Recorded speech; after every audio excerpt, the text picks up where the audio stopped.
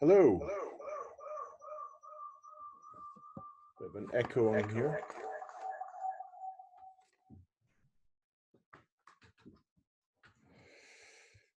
How's everybody tonight?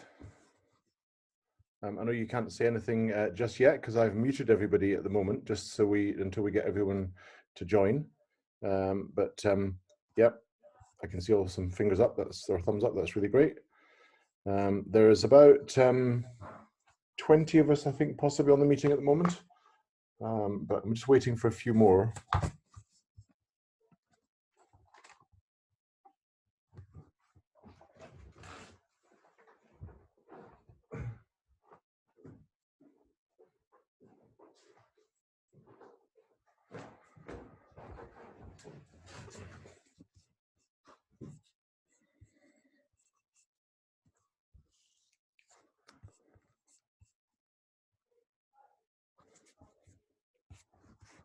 So I've got a few people sort of trying to join and don't really seem to be able to. So just bear with us until we can see what's happening there. So far, there's about 17 of us on the call, and Julian's on. That's great. Welcome, Julien. That's good. Feel free to open up your video if you want. I'm going to keep everyone muted until we've got some questions. And what we thought was the best way to do this this evening was to do a Q&A after each speaker has had their turn. And so a few more here joining now. So we're just about to start shortly with Tom.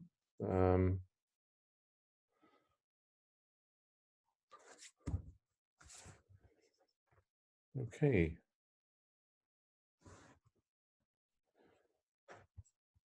I think we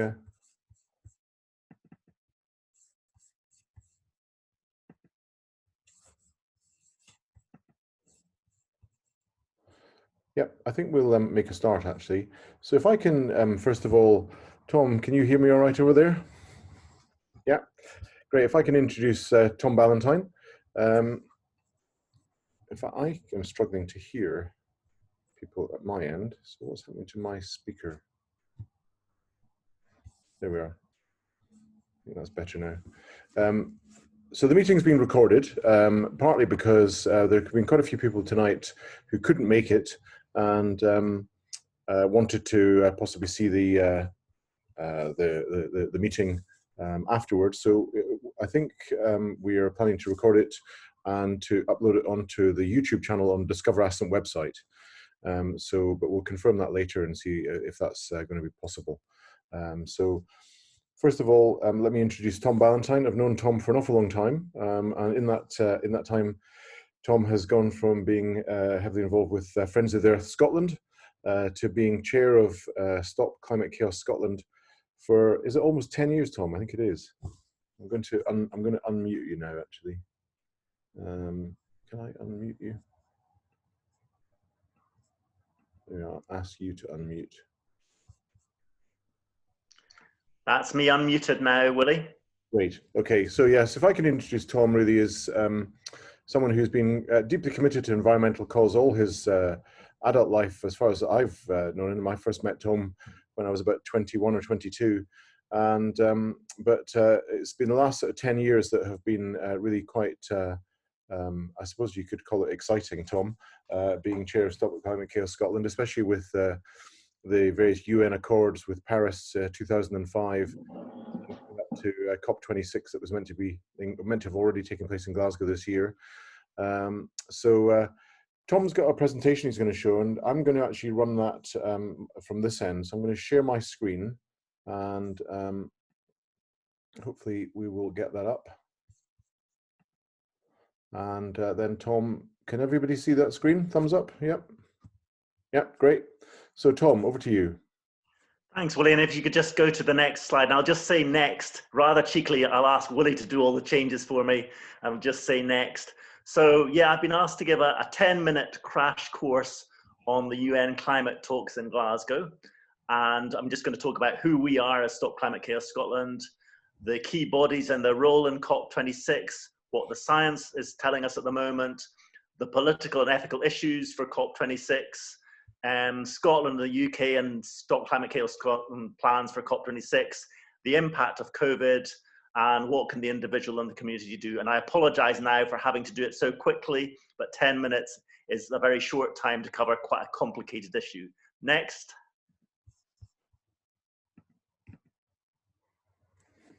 Yeah, so Stop Climate Chaos Scotland was formed back in 2007, and essentially it was a coalition from across civil society. It was faith groups, it was environmental groups, it was trade unionists, it was students, it was international development organisations. About 1.7 million people in Scotland are members of member organisations. And yeah, it goes really across Scottish civil society. And the idea was to show public support for and obtain political commitment to action on climate change, and also to promote the example set by Scotland's climate action to encourage efforts abroad on climate change, and indeed to look for finance for the developing world to deal with climate change. Next. So yeah, the beginning of my crash course. The United Nations Framework Convention on Climate Change, UNFCCC. This was set up to address climate change back in 1992, I think it was. And the idea was it was the initial road into addressing it, but also to sort of set up meetings, ongoing meetings and structures to talk about climate change. And the Conference of the Parties, so COP, as in COP26 in Glasgow, COP is the supreme decision-making body of the UNFCCC. And the critical organization you'll probably hear a lot about is the Intergovernmental Panel on Climate Change. So this is the IPCC, this is the panel of scientists who effectively advise the United Nations on what the problem is and what they need to do about it. It doesn't carry out its own original research, it doesn't monitor climate, it bases its assessments on published literature, and thousands of scientists and other experts contribute without payment voluntarily to provide the reports that you may have seen on what's happening. And COP meets every year pretty much, although with this exceptional year, the talks were cancelled. Next.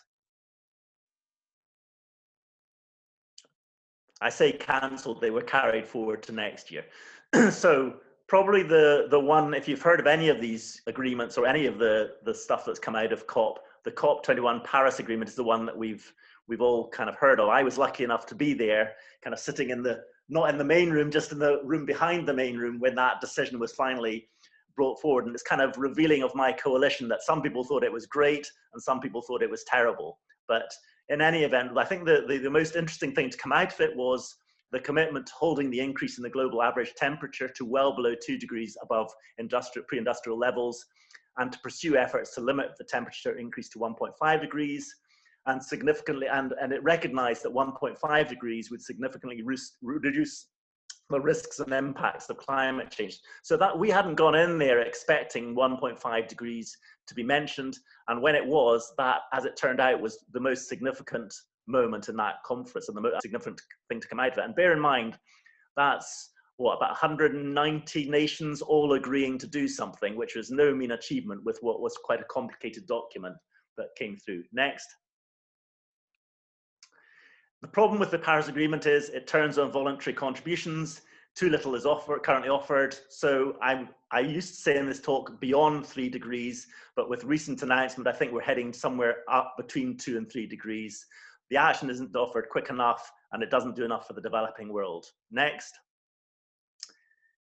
And this is coming up to October 2018. And this was the kind of game-changing report, and because it said, really, it brought a renewed sense of urgency. It's every extra bit of warming matters, especially since warming of 1.5 degrees or higher increases the risk associated with long-lasting or irreversible changes. Rapid and far-reaching transitions in energy, land, urban and infrastructure, including transport and buildings and industrial systems, are required. Avoiding overshoot and reliance on future large-scale deployment of carbon dioxide removal can only be achieved if global emissions start to decline well before 2030. And mitigation options that means reduction options consistent with 1.5 degree pathways are associated with multiple synergies and trade-offs across sustainable development goals. So shorthand for that is basically there are multiple benefits if you tackle climate change. It's not just the climate that will benefit. Next. And my kind of nutshell summation of what this thing said was, the more we do now, the lower the temperature increase, the lower the risk and the lower the impact. The less we do now, the higher the temperature, the greater the risk, the more severe the impacts, and the greater the likelihood of irreversible and unanticipated change. Acting is possible now because the world is a relatively stable place, but increasing instability may make action more difficult. And there is the idea of the tipping point, the idea that if one thing goes wrong, say for instance, melting ice caps or melting permafrost in Siberia, you're going to have things that once they're started, you can't stop them, and they can create further climate change, and the whole thing can spiral out of control. And again, that idea that if you act now, you're going to have multiple benefits. Thanks, Willie. Next.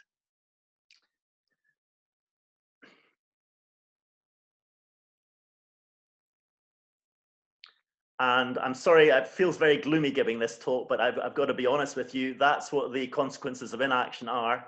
We're seeing some of these things already, the extreme weather events. We know about the coastal flooding and displaced people that is going to bring if we have rising sea levels. We know that there are going to be reduced yields of major crops. We're already seeing a biodiversity crisis. We know there is going to be harm to larger urban populations that often are around the edges of the sea. And we know that there's going to be increased risks of violent conflict. Some people would argue that some of the conflicts we've seen in the Middle East have been directly related to changes in environmental conditions there due to climate change. But it's always very difficult to be sure about cause and effect on these sort of things. Next, thanks, Willie. So just to bring you up to date, we had the Climate Ambition Summit just November, as the Secretary General of the UN said, I call on leaders worldwide to declare a state of climate emergency in their countries until carbon neutrality is reached. 5 years after the Paris Agreement, we're still not going in the right direction. So the message from the UN, this isn't just people in campaigning organizations like mine that are doing this. This is coming from the very top of the UN. This is an emergency and we need to act now. So next, thanks, Willie. So I'm moving now on to talk about what are the political issues for COP26. And of course, you've heard me talk about 1.5 degree already. That's the critical risk point, and we're already at 1.2 degrees of warming. So what we're looking for and what that political ambition summit was about was trying to get people to push up what they're promising to do within their own nations on a voluntary basis about climate change. And these are known as their nationally determined contributions, their NDCs. And sorry, what we have to do is consider what action has been taken and what more needs to be done. And critically, there's more money needed for the global south to adapt to the situation, to reduce the emissions from their countries and compensate them for the impacts they've already suffered and will continue to suffer into the future. Next, thanks, Willie. And I've said ethical issues because that thing about the developing world is at the heart of all of this. Who has done the least to cause the problem? The poor in the developing world. Who has caused the problem? Us, the rich in the developed world. Who will suffer the most? The poor and developing world, not us, although we will suffer too. So there are huge issues of fairness around this issue, around climate change. And that's why you'll hear a lot about climate justice during the COP26 talks. And there's also underpinning it all a question about if you're going to change, how do you achieve a just transition? How do you take people, in the most simple example, from jobs in oil to jobs in renewables or jobs in something else? And that is an issue we're all going to have to wrestle with over the coming years. Next, thanks, Willie. I just had this slide. It's a bit out of date now, but it just, in case anyone's in any doubt about why we talk about the developed world being the main cause of the problem, this is about per capita CO2 emissions. And it's just a very simple illustration of where most of the emissions are coming from and how continents like Africa actually contribute very little to the problem. The main problems are the big developed world where we are essentially consuming more and more. And that trajectory has gone up over the years, that the developed world has continued to increase its consumption. Next one, thanks, Willie. Just very, very quickly to touch on the current positions on targets in the UK and Scotland, you'll see that the UK target is a 68% reduction in emissions by 2030 and net zero by 2050, with different parties taking more or less radical positions. But that's come from the Conservative Party down south. And the reason I mention that is because in Scotland, we had new climate change legislation in 2019, which we consider to be a big victory, where the government agreed to reduce emissions by 75% from 1990 levels by 2030. That's an incredibly stretching target, and to get to net zero by 2045. And what I mean by net zero is that if you're putting emissions out into the atmosphere, you have to have a way of counterbalancing those emissions by taking them up in, for instance, forestry or peatlands, whatever it may be. There are various sinks for emissions that can take emissions out of the atmosphere. And the idea is that you have to have a balance between those emissions going out and those being retained back into forestry and the like. And it was significant that our legislation got that unanimous support. Next, thanks, Willie.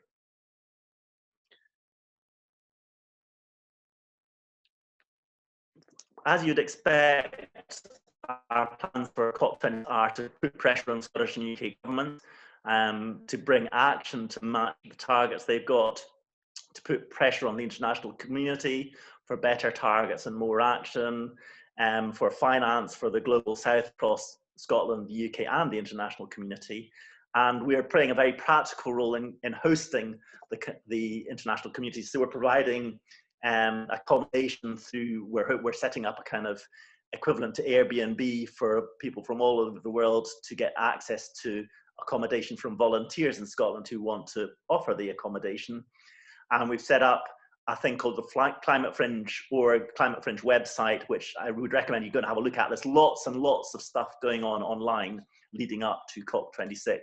And that's part of our contribution to what's happening at COP26. So we're very much not seeing it as just about 2 weeks in November 2021. We're seeing it about a whole year leading up to COP26 and lots of things happening in that year. And then finally, at COP26, there's always a big march at these events, and there will be a big march in Glasgow. This is probably the most significant COP meeting there has been since Paris. In fact, when I say probably, it's definitely the most significant one, I would say. Next, Willie.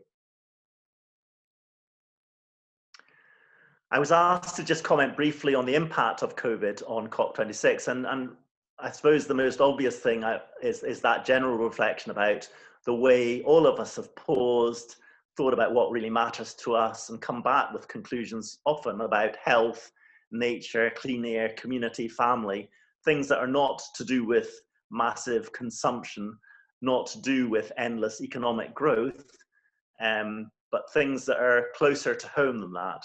And I think that has had an impact on the discourse around climate change. So we had a lot of momentum before COVID through things like Extinction Rebellion, school strikers, things like that. And then COVID came along and it kind of stopped.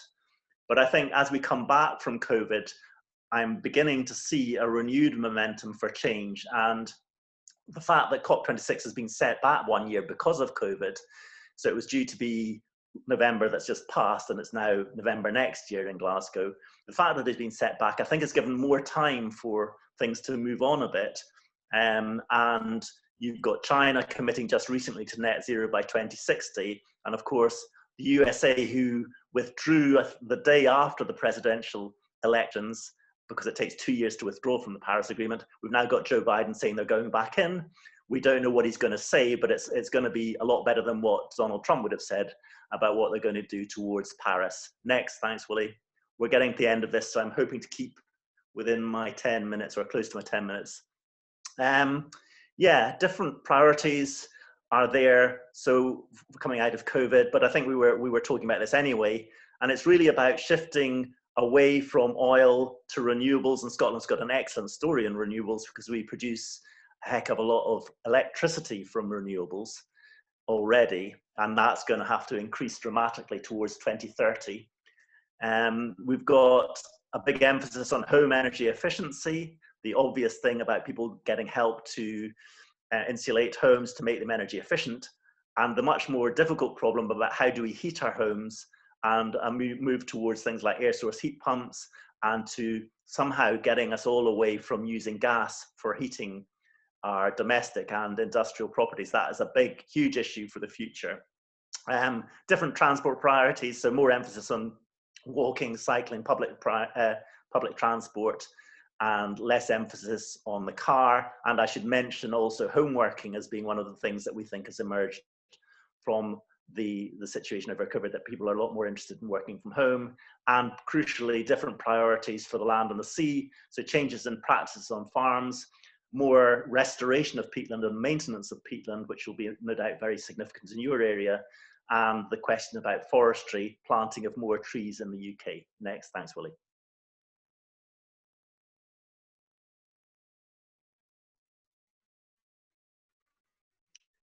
It's just, again, I was asked to just comment on this. I suspect most of you will know about this. None of it will be very new, but if we vote for the right policies, we get the right policies. We all have to start with consuming less, I think, and then think about reusing and recycling more, energy efficiency in the home. All of these things, I don't think will surprise you. They're just there to give a flavour of the kind of things that individuals can do. Next, thanks, Willie.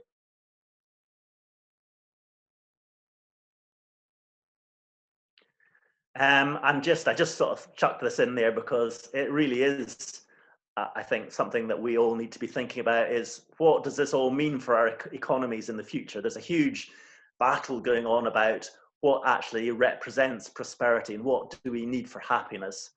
And a huge question about whether the current setups, the current systems can deliver the happiness, prosperity and the like that we want.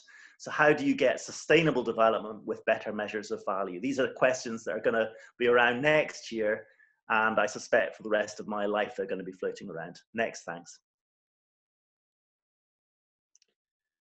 Yeah, that's me. That's finished. Thanks, Willie. Very much for moving through my slides and avoiding losing me on my presentation. Thank you very much, Tom. That's a real sort of gallop through the whole issue of climate change politics. Thank you so much. It's the first time I've heard it quite so succinctly.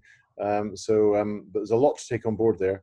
Now, if anyone wants to ask any questions, we do a short Q&A now, but we can also open it up to questions later on. But you're going to have to send me a message in chat because I can't see all of you at the same time. If anyone wants to do that, you can send me a message now. While people are thinking about that. I hope I wasn't too fast, Willie. I was just I just felt I had to cover those points as best I could, and you did give me 10 minutes or 10 to 15 minutes. So. Exactly, absolutely fine. Tell me, what do you think the impact can be in terms of climate change politics? In fact, before I ask that question, I have actually got a question here from Mandy Haggith has just actually asked the question. It's on the chat. Is there still a risk that Boris will change the COP, the meeting away from Glasgow? I think that's... I have heard people talk about that risk, but I think it's pretty unlikely at this stage that it will be moved away. But I would never say never to anything. It's just such a strange year, and we still don't know how things are going to pan out with COVID. So I hope not, but who knows? Because the politician who was going to be leading COP26 was changed quite controversially, I seem to remember. I think that was maybe pre-COVID, wasn't it? So yeah, no one thought that was going to happen, yet it did. Is it the same person still in charge now? It's Sharma in charge now. Yeah, I mean, one of the questions is, will it have the same structure as before? Because if people are not traveling, the numbers who go to the COP talks are enormous. There are about 30,000, I think there were in Paris. Not a great sign of how to reduce emissions for conferences, but enormous numbers have travelled to them in the past. I just wonder how it's going to play out on this occasion. I don't have an answer to that. Okay. Great. Well, thank you very much, Tom. I think we'll probably come back to address some of those issues later on, and in sort of further roundups. By the way, Ewan, thank you for letting me know about my mouse moving around the screen. If you guys, if everyone can see my mouse moving around the screen, I must apologise. It's when I'm letting people in and looking at other things and looking at the chat. So I'm going to apologise for that. But first of all, or next of all, should I say, we've got Julien, and I am trying to find the right bit to. Where are you, Julien? Here we are. So if I can. My mouse seems to have disappeared. I'm going to just stop screen sharing. That's what I'm going to do. That might make it easier.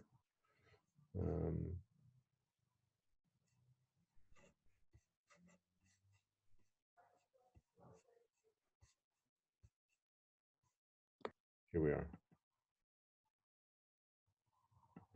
I can ask you now to unmute yourself there, Julien. Can you do that? Yeah. Can you hear me? Brilliant. Excellent. Thank you very much. Can you, I think you need to give me the hand so I can share my screen, or? Okay. You have to give me the right to share my screen. I do. I'm going to just do that now.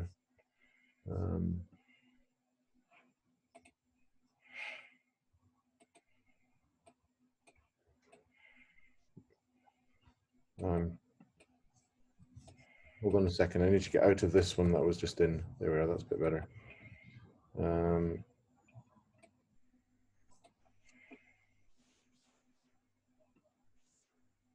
Nope, it's not wanting to let me do this at the moment. Just bear with me, Julien. I think you have to share the hosting. Yeah.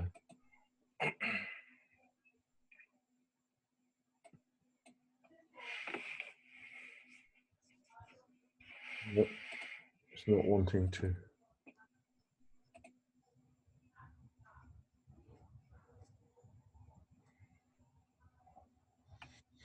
Can you guide me? I can't. My screen's gone slightly odd tonight with all these different people. We're used to a meeting of about sort of 8 people, and when we've done that before, it's been really straightforward. I think we.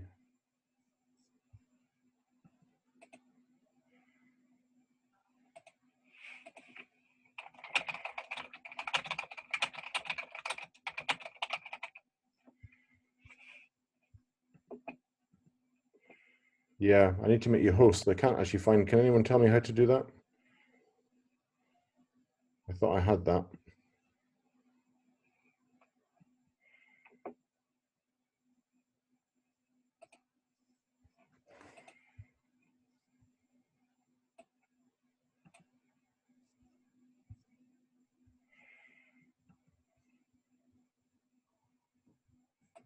Allow all to share screens.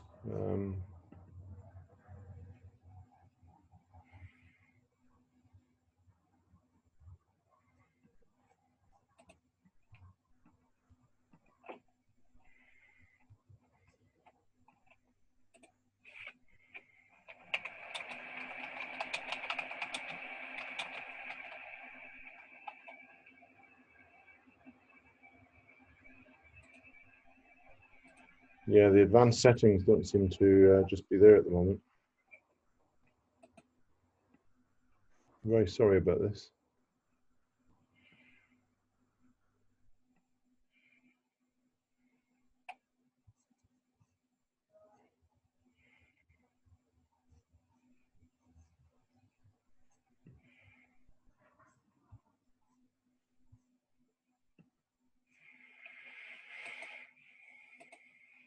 Right, there you are. Got it. At last. Apologies for the delay there. Is that work for you, Julien? Yeah, it seems okay. I'm trying to choose the right window. Okay. You should be seeing something. Yeah. I don't know if the full screen is gonna work. Sometimes it doesn't. Does it work? Yes, it does. Okay, I'm going to mute myself just now, Julien, so it's over to you. So it's going to be a bit fast, I suppose. So I'm just trying to catch up on the relation between the presence of plastic in our environment, in particular in our area, and the impact on the carbon cycle, and of course global warming. So we are a small community interest company called Plastic at Bay. We're based in Durness, close to Cape Wrath. And what we have done for a few years was to clean the coastline because it's badly polluted. And we've developed several methods to recycle plastic, like with this machine on the bottom left. And we also do some scientific research on plastic, and we have a small scientific citizen science project on our website where you can record the quantity of plastic you collect on the coastline, and we do some modeling with it. So why did we do Plastic at Bay? So we've been cleaning for a long time, and you find all this plastic which has been drifting across the Atlantic or in the nearby area, and which lands, on our beach. And generally what happens is that you don't see it, and then it gets covered, and then it stays for the next generations. And when you are often there and you can clean up, you pick it up, you put it into a bin or into a skip, and it takes this red trajectory, goes into the landfill in Aberdeenshire. Or if you're really conscientious, you recognize something which is recyclable, you clean it and you put it into the council bin, and then it goes to Glasgow. It's wrapped into bales, and then it's shipped abroad. At the moment, mainly Turkey, where we don't really know what happens. And if you're really lucky and you participate into a fishing for litter, or you have access to this service, you can send your fishing nets and ropes you collect on the beach, and you can send it to Denmark, and it's transformed into pellets, and then it's sold as a green product to make like kayaks or stuff like that. So basically, Plastic at Bay is just to stop that, because I mean, we think it makes no sense, and so to have a local recycling to empower people to recycle plastic pollution at their doorstep, and also to generate money to be able to clean and conduct our research. So this is just a screenshot from our website, and so the blue curve is so it's for the Ballantine Bay that we monitor since 2017, and the blue curve shows the cumulative weight of plastic we've collected there. So we are around 5 tons at the moment. We collect the plastic more or less each week when we can, but the point is to not let the plastic get buried into the beach. The orange curve is a rate of plastic deposition, or at least more the plastic we managed to collect.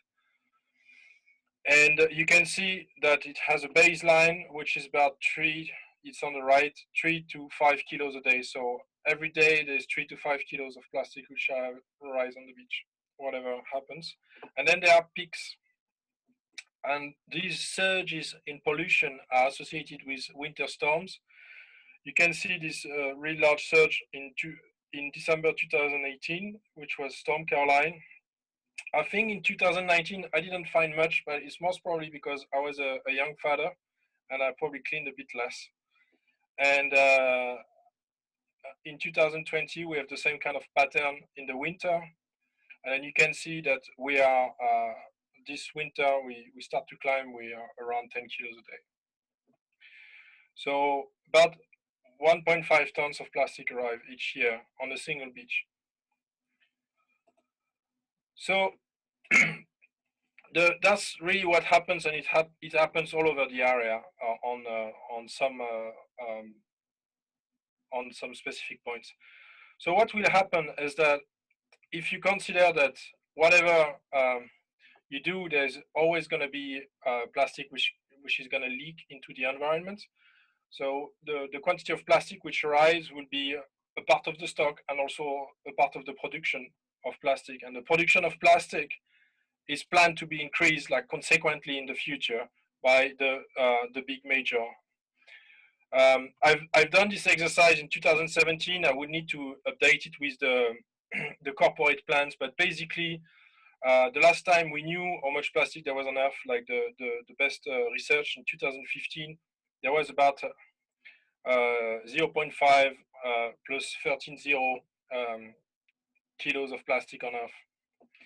And we are aiming to triple this in the best case scenario, and in the scenario that the oil and gas industry wants, well, we're going to have 12 times more. So there's going to be much more plastic coming into the environment very soon, because the plan is to double in the years to come. So concretely, I've done also this small exercise, which is playing with numbers. So you see these 4 colors. So blue is for Ballantine Bay, orange is Ultramore Beach, green Pauline Beach, red is Drummond. So these are 3 different scenarios, which I would need to update with the current rates of pollution, where you have the stock of plastic inside the beach. So what's at the surface, but also what's inside the sand. So I estimated that with my own surveys. So you can see that if we do nothing, we probably have 300 to 400 tons of plastic deposited around on these 4 beauty spots in the area. If we continue doing our community-led beach cleans, so a couple of times during the year, we will probably be in the same situation more or less with 300 tons by 2050, which is a bit where I project my estimations. And this is a projection based on the rangers we hire when we have money, which are professionals with equipment which clean very regularly the beach. And you can keep up in theory until 2025, 2030 with what will come on shore, with a single person for the whole area, which is pretty vast. So where is all the plastic? You might go on the coast and you might see a few bits and pieces, and you might think, oh, there is not that much plastic. So we've done numerical simulations of plastic floating in the ocean. And what we've noticed, and this is a very simplified drawing of what is going on. So basically, you know that there's quite a bit of tidal range in the Kyle of Durness because it's a tidal estuary, about 5 meters. And when the tide flows in, it's sucking the surface waters in front of the Kyle around Cape Wrath. So all the plastic which is at the surface is going to get concentrated inside the Kyle. And the other thing you know about the climate here is that there is a lot of southwest winds. So these winds are very powerful, and they can transport the plastic beyond the tide line. And doing so, they actually push the plastic away from the sea, and they will accumulate.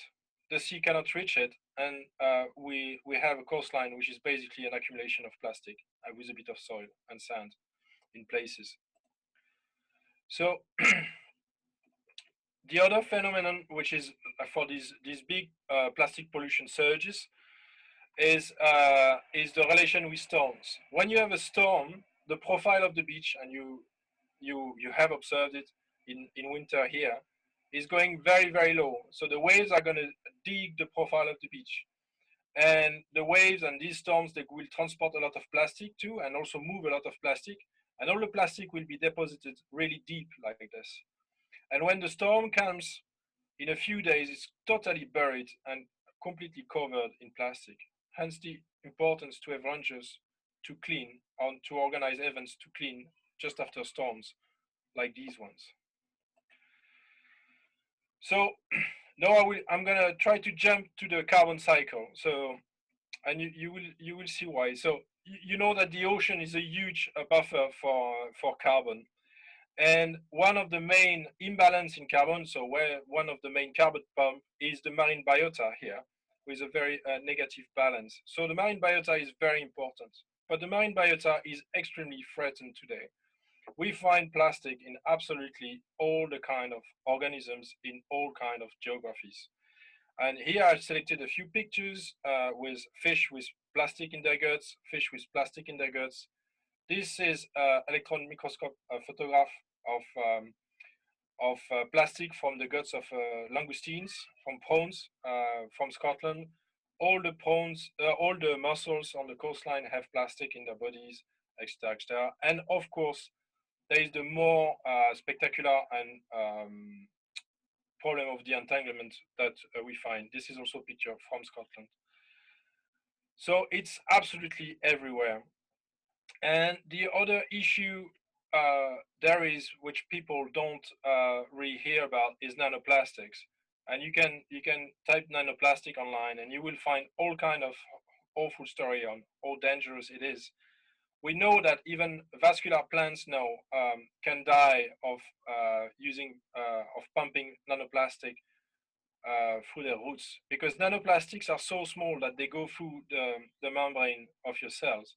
A similar effect is found with asbestos. Asbestos is harmless in itself, but the nanoparticles it generates go through your lung cells and basically kill you progressively.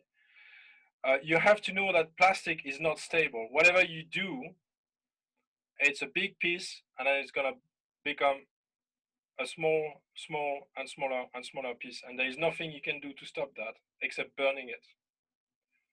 So all the plastic which has not been incinerated is becoming nanoplastic. After, the other danger for marine biota is the endocrine disruption. So plastic, it doesn't look like it, but it's extremely porous. So you have these long chains of carbons, and in between, a lot of things can be attracted. And in general, there are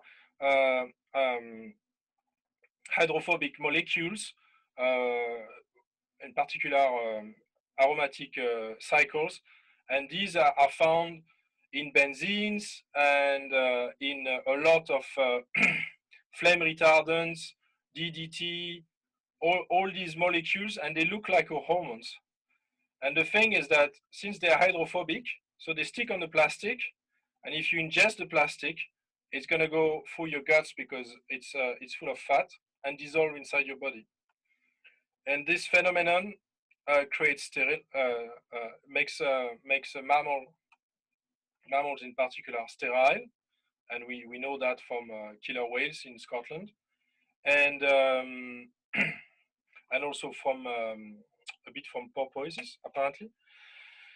And also heavy metals will accumulate, and of course cancer, other hormonal disruption problems like diabetes and these kind of things for more complex organisms. Just to show you, I mean, I suppose everybody knows that plastic threatens whales in particular, and is suspected to be greatly increasing the death rates of whales, and it's also stopping them from reproducing in some areas. So this is a study you can find, which is very interesting, which shows the impact of whales on climate. And whales are critical organisms to regulate the quantity of carbon in the atmosphere for two reasons. The first one is that they fertilize the ocean, and also they mix it.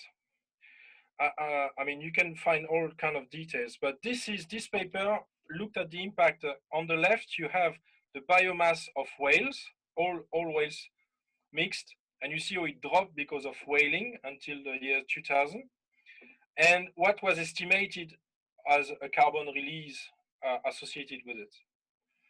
So this is just one group of animals. Of course, we know that coral is being killed by plastic, and zooplanktons and all kind of organisms. So it's actually affecting the global carbon mass balance, and it's also impeded the ocean and the biota to compensate for our emissions. So I just took this saying from Captain Paul Watson, and it's a bit grim, but it's just the reality with plastic today. And there is no way around, and that's why we need to fight about it. Thanks. Julien, thank you so much. That's really well. It's very good. It's a bit depressing, of course, that the sheer amount of plastic. I seem to remember seeing a slide that you gave a year ago at the meeting in Durness that you ran, which I don't suppose I'd actually realised it, but I think you said that plastics didn't exist before about 1958 or 59. And ever since then, there's been a sort of an exponential increase in the volume of and weight of plastics that have been produced, and it still goes on, even though we're meant to be cutting back on using fossil fuels, polluting our environment. It's not really stopped. So was that correct? Is it about 1958, 59? Well, the real first things were in the beginning of the 19th century, but yeah, the industrial production of plastic started in the 50s. And it also correlates with the start of finding plastic on the beach and at the bottom of the ocean worldwide. Yeah. Okay. Does anyone have any questions to ask Julien? If so, you can ask to be unmuted, or you can type it into the chat box. And if not, we'll move on to Anna, and we'll sort of take a view at the end, and so round robin at the end.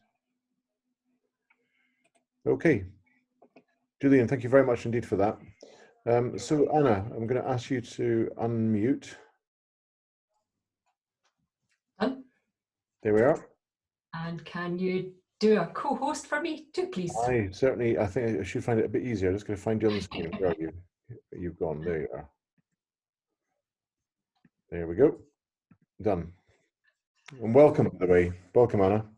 Thank you. Thank you. I should be able to share this. And then this. And then hopefully that's what you can see. So thanks very much for inviting me to come along and have a wee chat with you tonight about Planet Sutherland. My name's Anna Patfield. I live in Ardguy, and that's my contact details. So Planet Sutherland started just about July last year. It's simply about helping everybody do more to help the planet. So it's got a really wide remit. We worked a little bit on what our values are to try and attract as much engagement as possible. So there's a few different values there, but really the most important thing to move us all forward is to remember to have fun in this dire place that we're living in just now. So I thought it would be useful to just reflect, continuing on from the other speakers as well. But what are we actually trying to do when we're taking climate action? Some of you may well be familiar with this graph. It represents the CO2 levels in the atmosphere. And you can see that from 1950 and actually from 1850, 1750, depending on where you want to take your start point, the CO2 levels in the atmosphere have just been up in a vertical increase. So when we take climate action, and perhaps present company accepted, but many people, when we chat to people about taking climate action, what they think is maybe we are trying to reduce the CO2 in the atmosphere. But actually, we are where we are right now. CO2 stays in the atmosphere for potentially thousands of years. So the best we can possibly achieve right now, unless some technology comes along to swallow up all of the carbon, is that flat line. And most likely, what we're doing is heading up a little bit and hopefully, below that critical point. So the mitigation, the prevention that we're working on is really kind of heading for that. And because we are where we are, it's going to get a little bit worse with floods and fires and floods and fires and famine, oh my goodness. Then we need a lot of adaptation. We need to change as communities. So what we did with Planet Sutherland is we started out by having carbon cafes and film and discussion evenings. And these are informal events to simply get the conversation started. It's about gathering people together, friends together over a coffee and just making the topic be climate. They also help significantly to reduce climate anxiety. There are many people who don't take any action simply because either they don't think there's any point, but significantly because they're kind of frozen in fear and they just don't know what to do, so sticking your head in the sand is the easiest thing. The carbon cafes also provide the opportunity to share knowledge, share hints and tips, and get to the nitty-gritty detail of bits and bobs of the science around the place. We're not all scientists, but it helps to understand, you know, why things are happening. So out of the carbon cafes and the film nights, we derive project ideas for communities. We also work with organisations from development trusts, community councils, businesses, just networking like crazy, trying to get into all the different sectors of our community to just push that carbon button and try to get climate change, climate emergency onto the agenda of all of these different organisations. Project this year, and since we kind of started, have been primarily about growing, I would say, and that's probably fitting in with COVID. This is a wee picture of 20 trees, 20 apple trees in our Guy heading off to be planted into a distributed orchard. So we just got that done just before COVID. And then I should have started this project immediately after that, but I didn't start it until about September. So we launched a Sutherland orchard project, and the survey that we sent out was well received. We got lots of really, really good feedback about the current state of apples in Sutherland, and also a significant interest in community orchards. We also work with various perhaps neglected garden areas and really just try to initiate and encourage change to try to renovate areas that are there. So the growing angle goes into community growing, it goes into community supported agriculture, trying to have a look at working with crofters and farmers to perhaps pull together community support to support them and perhaps change a little bit the way that land is used. And then we've had some school projects. We renovated the Lerg Primary School polytunnel just before COVID and managed to get a few plants in it. So the school kids are having happy times looking after that now, although obviously the season will be ended. I don't have an up-to-date photo. And the photo on the right, during October, we got together under COVID rules, so that was kind of hard, to build the Ardguy School polytunnel. This happened, as you can see, it's flooded. What happened just after the concrete dried, thankfully. We had 50% of a month's winter rainfall in one night. It was unprecedented. But it's an interesting picture to reflect on that climate change is right here, right now. Again, a lot of people perhaps don't engage in climate action because they think, well, you know, it's in a faraway place or a faraway time. But really, it's right here, right now. And these, again, a bit of doom and gloom, these things are only going to continue and be more prevalent. We've also had some great fun working with schools. Everybody thinks that, you know, let's get the kids involved. And again, we want to make sure that everything's fun. So what we did was we worked with them to produce a little climate film with Golspie High. And we did a webinar on how to talk to kids about climate change. More or what's exciting moving forward is we've been working with Highland One World and have a climate change forum within their Highland Teachers Climate Change Google Classroom. It's a big mouthful, but I'm trying to get the word out to all of the teachers in the Highlands that there is this place for them to go together and discuss how to get climate into the classroom. And hopefully what we can do throughout Sutherland is pull something together to get some action for the school's Climate Week in February 2021. So that'll be something to look forward to. We have done a fair bit of recycling aspects as well, looking at plastic, back to the old plastic. The farm plastic recycling, farm plastic issue is absolutely massive. We keep dipping in and out of that. And then we've had little projects like just crisp packet collections, going to TerraCycle. Plastic Free July is something that we can all look forward to getting involved in and help using that as a tool to hopefully engage more people in climate change as well. And then we've got a fun project going on in Golspie to collect Pringles tins at the high school. We've got some painted oil drums going in there to make that a little bit fun for the kids as well. Moving forward though, we are looking to essentially increase the folks that are on our board so that we can really push forward on the remove, reduce, recycle message, and get, again, in a positive way, try to get more folks to be, thinking about the stuff that they buy and keep and throw out. When I was speaking with Marianne about what to include in this talk, the topic of engagement came up, and how perhaps thinking about some best ways of doing that. And what we found, the carbon cafes and the film discussion nights that we had, we tried to put them online, but really it just didn't work I think for the rural Highlands, working well for the Central Belt, but for the rural Highlands, I think we really we want to get together in a room beside each other. So hopefully we can get these going again in perhaps March, April, perhaps summer, whatever.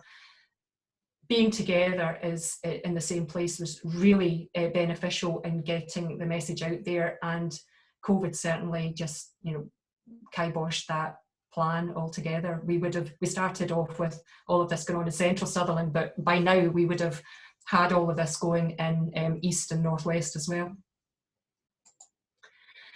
Community orchards and gardens and growing is a great way to engage folks. With them, you don't even need to talk about climate change. It's just, let's grow some stuff, let's have a community orchard, let's all get together. And it's a non-controversial way to gather the community together, and schools together with the community and so on as well. A slightly different way to engage folks is by having speaker-led events, like something like this. We had an event back in the beginning of December with a few speakers on it, and what that did was it pulled together a lot of people who are already taking climate action or interested in doing so throughout the Highlands and Islands. Running engagement surveys, but perhaps, well, this one was our orchard project, so there's been many side benefits of that, sorry. So we're just saying, do you want an apple tree? But then we've actually got engaged with all of the schools, and then with many people in the communities interested in orchards as well. So we added significantly onto our newsletter list, for instance, so we can reach out to many more people on a broader topic than just orchards. So that was really beneficial from that perspective as well. And the other thing that we've been doing, primarily myself, is getting into lots of different organisations like SCP and the Highland Third Sector, and just continually pushing the climate button and trying to get climate action, climate crisis onto agendas. Moving forward, well, there's been a few events and a few discussions about building a Highlands and Islands network. Obviously, well, Assynt being in Sutherland, then that could obviously be part of Planet Sutherland more, and we can work very closely together and get projects going there. But perhaps on the wider angle, whether it's a climate action or an environment network would be a question to ask. SCAN, the Scottish Climate Communities Action Network, would be very happy to work with us on that, if anybody here would be wanting to move that forward. There's also a Highland Environmental Network and the Highland Environmental Forum that we can maybe work together with to build a Highlands and Islands climate network. So that might be really a useful and, again, exciting thing to look forward to next year, to really pull us all together and share knowledge and experience and get more climate action going. So that's Planet Sutherland. I don't know, I hope I didn't breach my 10 minutes. If anybody would like to get in contact, there's my contact details again, and I'd be happy to answer any questions. Well, thank you very much, Anna. That's brilliant. Such so many positive ideas there, really, of sort of getting people together to sort of tackle climate change, but also just sort of speak to your neighbours, grow things together. Fantastic ideas. All starts with just one word, two words. Just get the conversation started. Exactly. Does anyone have any questions they want to ask Anna at the moment? Or Oh, I didn't see your. Yeah, you can't see the chat when you're sharing your screen. Sorry, I missed that. don't worry, don't worry. Okay. Well, thank you very much, Anna. Thank you very much for that. We'll come back and ask more questions later on. But let's move on now to Andy. Andy, I'm going to ask you to unmute yourself just there.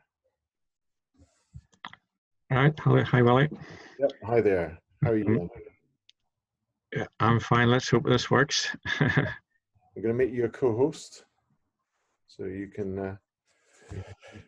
So for those of you who don't know Andy, there can't be many who don't know Andy Summers. Andy, you've been around in Assynt forever, and looking after, from working with school kids to sort of being the Highland Ranger on the ground, knowing what's going on. You're sort of our eyes and ears of the environment around Assynt. And I remember speaking to you a little while ago about climate change issues, and you said, there is so much that we can do here in Assynt. And I said, what do you mean so much? Well, let's preserve this peat that we've got. This peat that we've got here is just the most amazing thing. It's the carbon sump that it is. So a few thoughts I think you were going to talk us through tonight, weren't you? Yeah. Okay. Well, thank you. Thanks for inviting me. And I I'm not an expert in this, but I have a passion, and probably like everyone here, and a feeling that we have to do something. So I just wanted to share a few ideas. To the role, number one, the role of nature conservation, and number two, the role of our community in the climate emergency. I know tonight's talk is about climate, but biodiversity emergency is equally severe and I think equally important. And of course, the two are inextricably linked. We all know that climate change has had a dramatic effect on nature, is driving ecological processes that we've not seen, in recent times. Everyone knows the leaves are coming on the trees earlier, butterflies on the wing earlier. Bird migration patterns are radically altering. We're finding out hill and moorland is drying out in the summertime, and Julian's already mentioned what's happening to Durness and Handa are having to go further and further away to get the fish that used to be around Handa. So it has a big impact on nature. But I suppose my point is that nature conservation can provide some of the answers to climate change and can contribute to reducing some of our emissions. And you have to remember that 60% of the land in Assynt is actually community owned, so we're quite unique in our community here, either community owned or of course owned by the crofters who live there. Now this is a graph that I borrowed from the Highland Environmental Forum. I know it's not very good quality, and don't worry about the wee tiny bits of text there. The main thing is that, and I think this sums up for me, conceptually the whole point of what I'm trying to say here. We are committed in Scotland as a country to get net zero by 2045. So that's that dotted line down the middle there. So everything above the dotted line is in blue is emissions, and everything below that dotted line is removals. So by 2045, to get net zero, we have to have those equal. So a lot of talk has been talking about decreasing our emissions, but we also have to increase our opportunities for removing carbon from the atmosphere. And you just look at that and you just have to see the scale of the challenges ahead of us, both to decrease the emissions, but also look at that challenge of trying to increase what we have to remove from the atmosphere. And I suppose when everyone starts thinking about removals, they start thinking about tree planting. And I know the Scottish Government has given the Scottish Forestry Commission, as it was then, huge targets for tree planting. And on the next slide, some of these targets are just massive. Some of the likes we've never seen before of tree planting, and this is going to radically change our land use in the whole of Scotland. But I suppose my question is, and Willie, you're right, I'm going to talk about peat, is, you know, where should we be planting the trees? Now, if I lived in West Lothian, as I used to do, I'd be planting trees everywhere. But in Caithness and Sutherland, we have this amazing store of carbon. 1.6 billion tons of carbon are trapped in our peat bogs.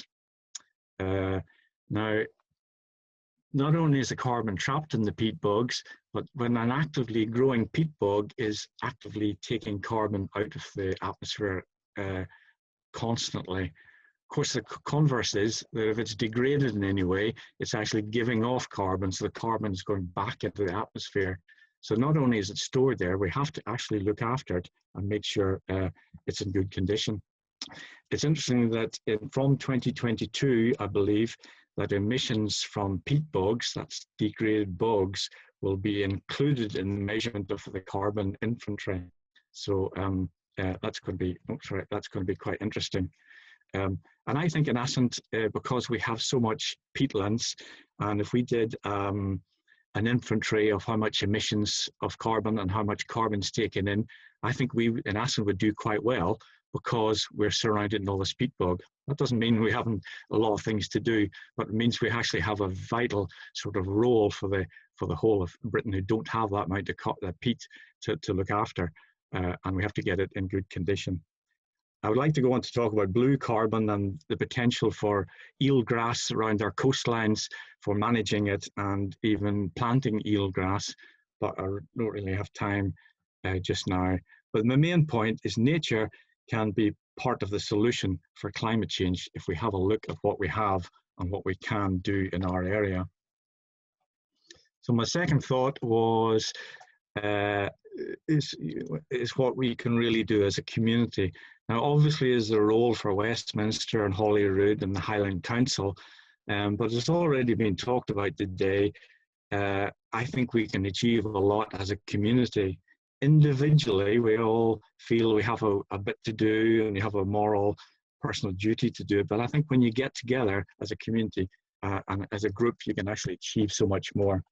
And all across Scotland, communities and neighbourhoods are coming together, and many are producing their own community climate action plan. And that's maybe something we need to think about. No, I'll go back, sorry. We have to look at, for example, in Assynt, a part of that action plan would be looking what are the strengths and weaknesses, opportunities in Assynt, for example. We're obviously very vulnerable to sea level rise, but we also have a responsibility to manage our land, which we have, luckily have that opportunity.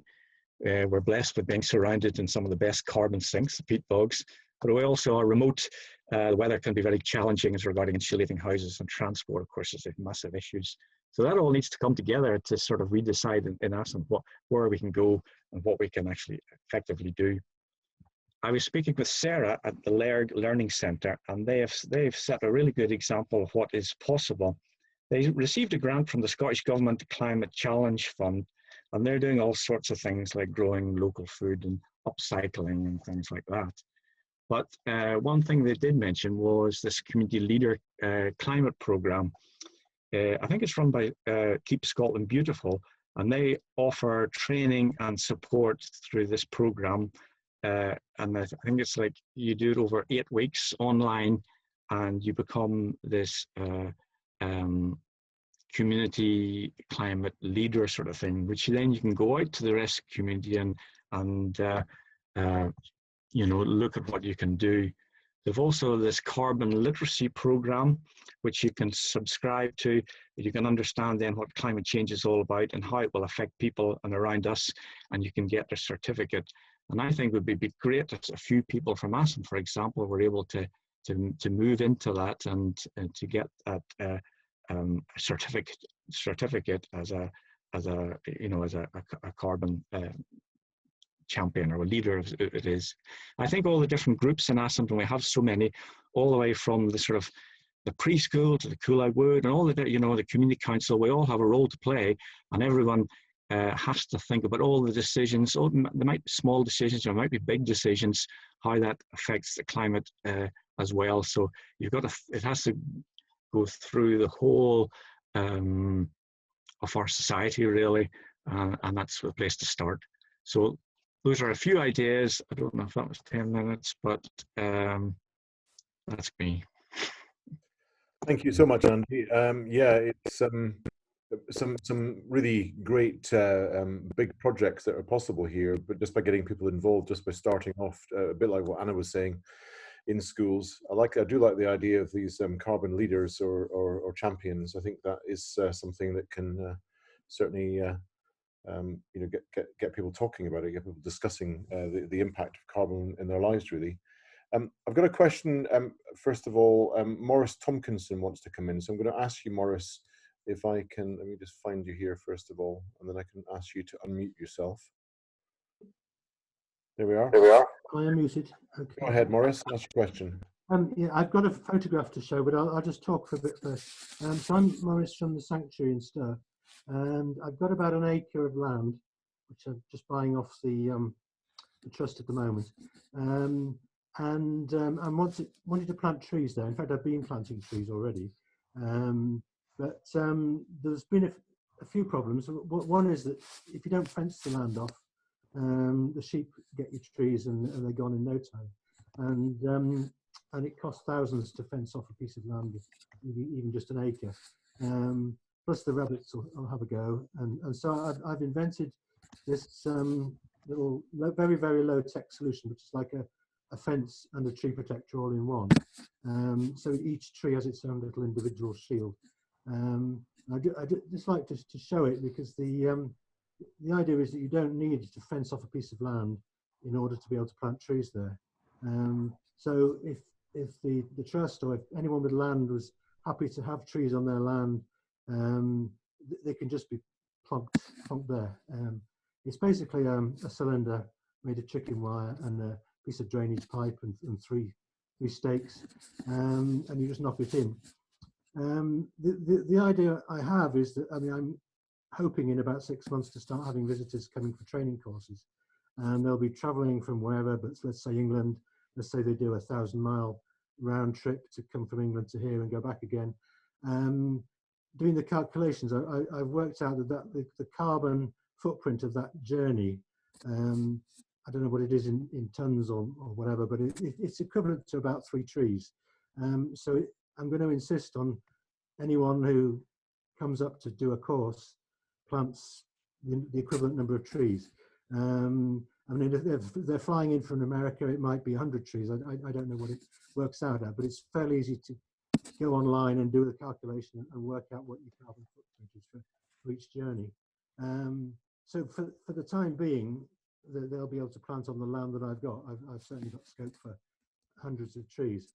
But if it goes on for any length of time, it will need to sort of go wider.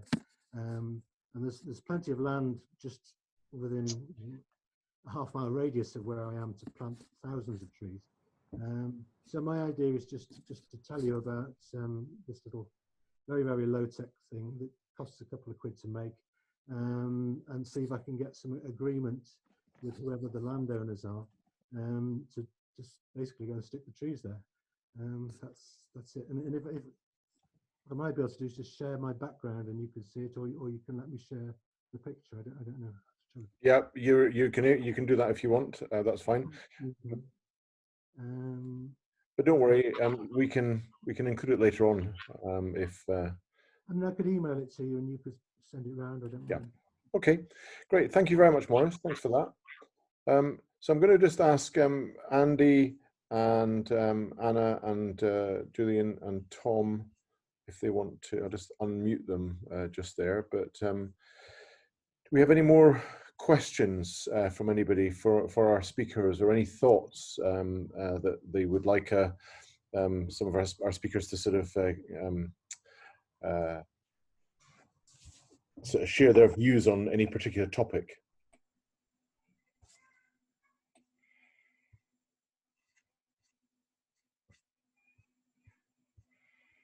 No, no one there? Willie, while people are thinking about their questions, I just say something to the others and just hear what's going on. How fun it is to hear from people in communities doing stuff in their local areas to make things happen. So I find that just just wanted to say how much I'd really appreciated hearing about people in your area doing these amazing things.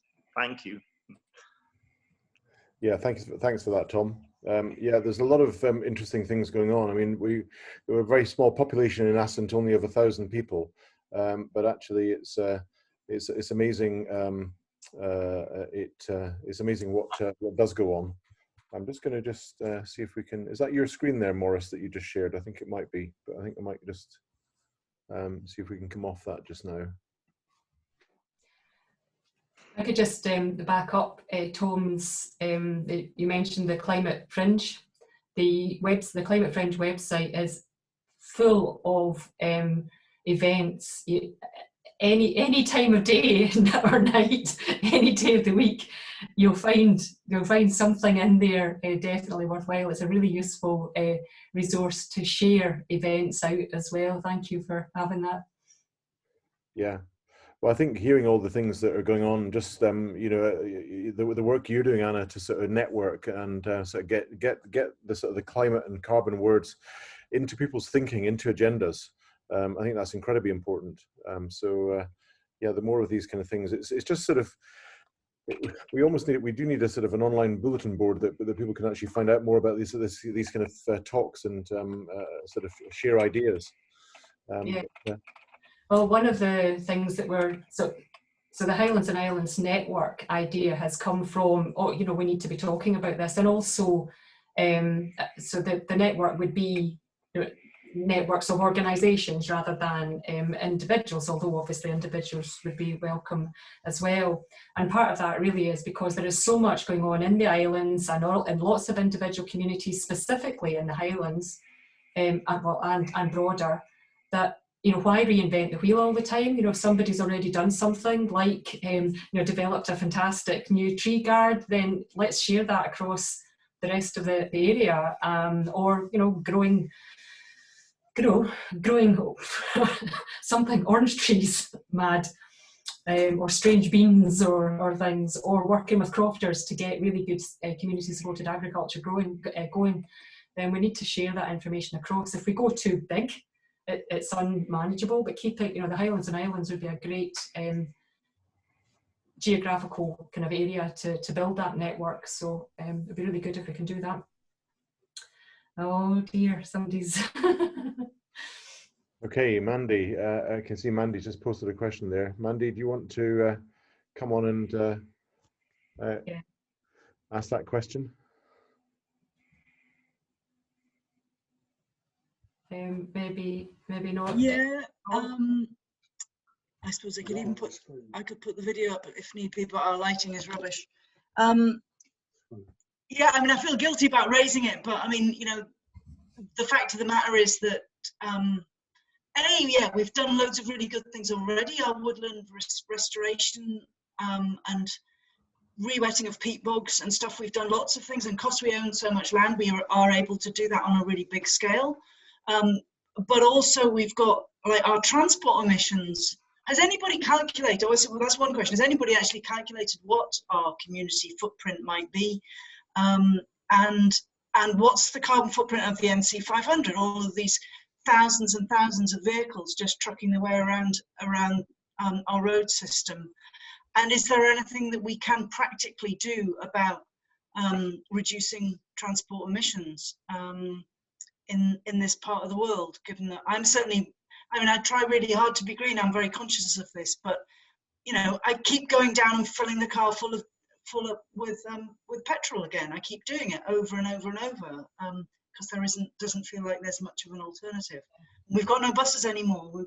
You know, what can we do? Whether that's fish lorries or whether it's boats going out of the harbour or whether it's cars on our roads, what can we do practically? Yeah, there is a lot going on about tourism. More specifically, it's been to do with the impact of COVID on tourism, but then how we can build tourism back in a greener way, building back better, green recovery. You've probably heard of those words. So there've been a lot of discussion going on within the tourism groups to develop slow tourism, try to get people to stay in a particular place rather than just travel around the NC500 at whatever speeds and so on. And perhaps, I mean, the Highland Council have written a tourism report as well, a draft report, which is actually out for response just now. The responses are due back in on Friday. And what that's looking at is the stuff that the Highland Council is responsible for, which you would think were maybe things like toilets, but also electric charging points and so on. So there's maybe some something to take out of that. But there is also actually, the Highland Council have done a survey on what the Highland region carbon footprint is. I don't know how granular that is, but we certainly know over the whole region what the carbon footprint is right now. And that's to help them be able to measure the Highlands reductions. Hope that helps a little bit. That's actually very useful, Anna. It'd be great if we can sort of share that kind of information as well. I mean, the trouble is, I guess, that all this information is in different areas. Is the information about a carbon footprint from the Highland, presumably that's on Highland Council website somewhere. I mean, how do you actually find that out for your local community? Yeah, I can get that link for you somewhere. I can certainly get that for you and send it to you. You can send it around. Okay, that's great. Tom, I don't know if you've seen on the chat, there's someone just asked a question. Joan from Plastic Bay just asking a question about the Friday climate strikes. I don't know if you saw that, if you want to come in. Yeah, I did see that. I think the climate strikers have been really important in having an impact on the conversation, the international conversation on climate change. And if you look at legislation in Scotland, and the climate legislation passed just a year ago, which setting this target of a net zero by 2045 and 75% reduction in emissions by 2030, I think a big part of that has to be attributed to not just the climate strikes on the Friday climate strikes, the school strikers, but also Extinction Rebellion and a more vocal set of part of society coming forward. So I think they have had an effect. And I guess a lot of this is about momentum. So we know that we've got to go further. It's just, will the momentum be enough to get us far enough, fast enough? And that, when it comes to COP26, as I said in my talk, if you look at what China has done, it's not enough, but they have taken a step further in a direction we hadn't expected. If you look at America and some of the ideas that are coming forward in there, it's all very political because it depends on who kind of ends up controlling the Senate. But nevertheless, some of the ideas there for what they want to do are significantly more. And I'm a believer that we're not doing enough yet, but if you'd asked me 3 years ago, would we be at net zero by 2045 and 75% in reduction in emissions by 2030, I'd have said no chance. So there is that momentum. And what I hope will happen is that through COP26 and at COP26, that momentum will continue to build. And alongside it, people will be seeing the impacts of climate change all around them. And that in turn will drive public support for more action and can combine with the fantastic things that communities are doing for themselves. Okay, that's a very positive view, actually, to be honest. I hadn't realized it was there had been that much of a change, you know, because the media, when it portrays things, is you know, it's talking about the sort of 2 degree rise, 1.5, 2 degree rise, then 3 degrees, and you're never quite sure where it's at. But hearing you say that, Tom, about the percentages, you know, likely to be reached by 2030 and 2045, that is hopeful. That's our targets. The difficulty is the action to deliver our targets. We've just had the climate change review carried out today, which I haven't had a chance to look at, but that is saying how Scotland intends to reach its targets. But the trajectory is, in this great scheme of history, the trajectory is dramatically towards more action. It's just, will the trajectory be fast enough? And who knows? And we are going to get damage. We are already getting damage. It's a case of limiting the damage and trying to once we go beyond an increase in temperature beyond 1.5 degrees. So maybe to wrap up, really, we've got COP26 taking place in Glasgow next year. We've got the Scottish parliamentary elections taking place in May.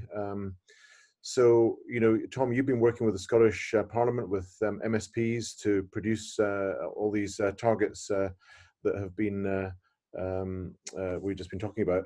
So what can we do? Can we, is it worth, I mean, I think the answer has to be yes, of course, but I was going to say, is it worth sort of asking our prospective parliamentary candidates for Holyrood what they're proposing to do, not just at a party level, but individual MSP candidates?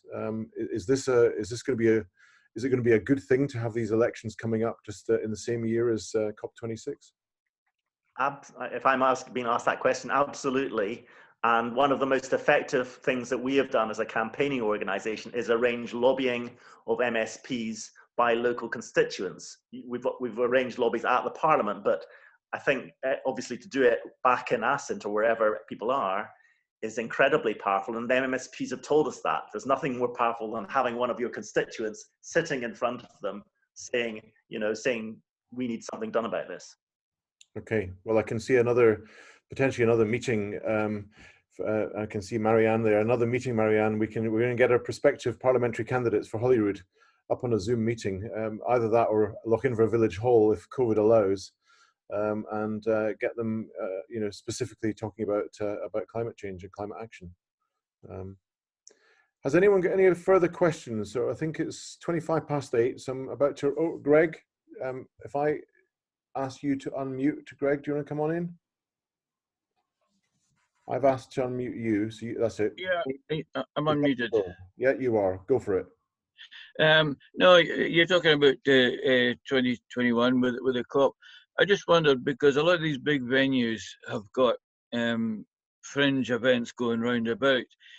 Is there any possibility that Assynt could have a venue there, like a stalls? Not it's a small word, but I mean, a location where we can have our say in what we're doing and show, basically wave our flag and say this is what we're doing. Okay, that's a good idea. Can I answer that, Willie? Yeah, please, go for it, Tom. That's a really interesting idea, and I know my colleague Kat, who's organising the civil society venues at COP26, would be really interested to hear from you. So my suggestion would be that if you've got an idea and you want space to present the ideas or present any of the stuff we've heard about this evening, then get in touch. You can send it to me and I can pass it on to Kat. But I'm sure, I think the big part of this is not just hearing from international voices, but also hearing from Scottish voices and what we're doing in Scotland. So yeah, I think that'd be really interesting. Well, I'd pass it through Willie because, but I mean, it's something that would be done through Development Trust or whatever, but it would incorporate everybody in Assynt, that's craftspeople and other, like whether it be hoteliers, bed and breakfast, whatever, but just to sort of show, although we're in the northwest Sutherland, we're isolated. We've got a voice, and we are trying to do things. And tonight is showing that that's what we're doing. So it'd be great to have that flag flying. Willie, I think that's great. Thank you, Greg. I'm going to mute you again, Greg, but thank you very much for that. I'm going to move on to Christine. Christine, if I unmute you now. Okay, you got the floor. Hello. Just want to say thank you to Julien, who I know through Surfers Against Sewage, who mentioned that I might be interested in listening to this tonight, and I'm not in your community, so thank you for letting me eavesdrop. Until recently, I did live either in Argyll or Bute, or then maybe 10, 15 years in Highlands and Islands, and I'm presently down in Southampton, where I'm doing a master's degree in oceanography, and with a view towards a lot of what's being talked about, because as Julien said, the oceans are an enormous influencer in much more than people realize in the carbon future. And I just wanting to mention, because you were speaking about education, which is so important, because we live in democracies, and the electorate have to decide what they have to understand in order to make good decisions. And so it may be of interest to you guys. Do you know the expression, a MOOC, was it Massive Online Learning Course? I think it's an acronym for MOOC. And they are run there's one platform which is called Future Learn, and they are free, and they're high-level courses, but there's one that I'm going to be facilitating on the subject of oceanography starting on January 4th.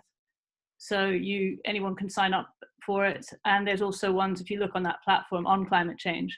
And the one that I'm involved with here with the university is led by the Dean of Ocean and Earth Sciences, Rachel Mills. She's very enthusiastic and very much into sustainability, both from the university, but also at a high level in government and education and so forth.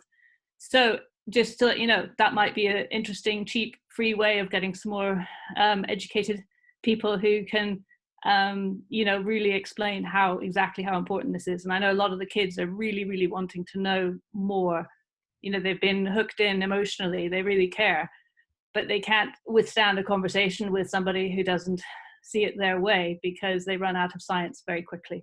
And so the more teachers and parents and everybody who understands more than the absolute basics on this, the better chance we have.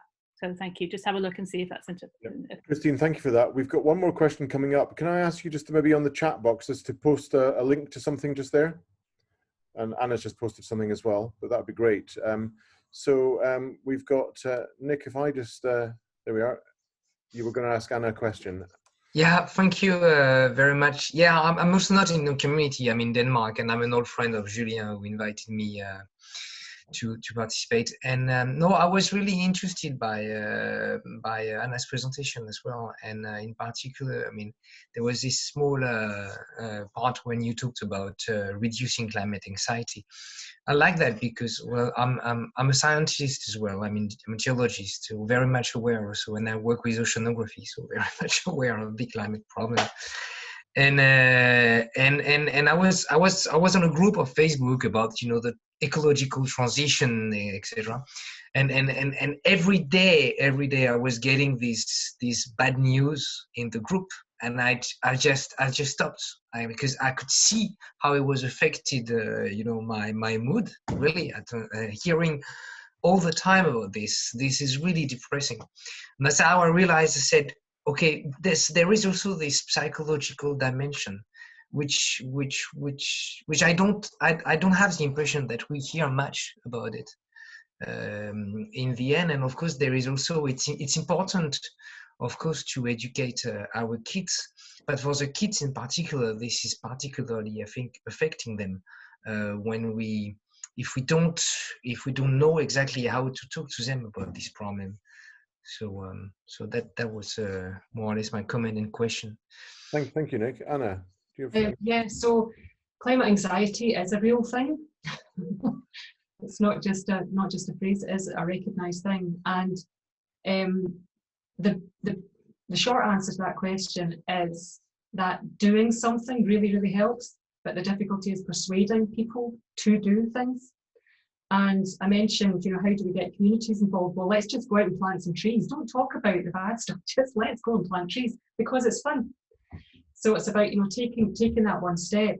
But practically what you can do as well is join some of it on, rather than Facebook, join some of the real online communities like Stop Climate Chaos Scotland, or like Scottish Communities Climate Action Network SCAN.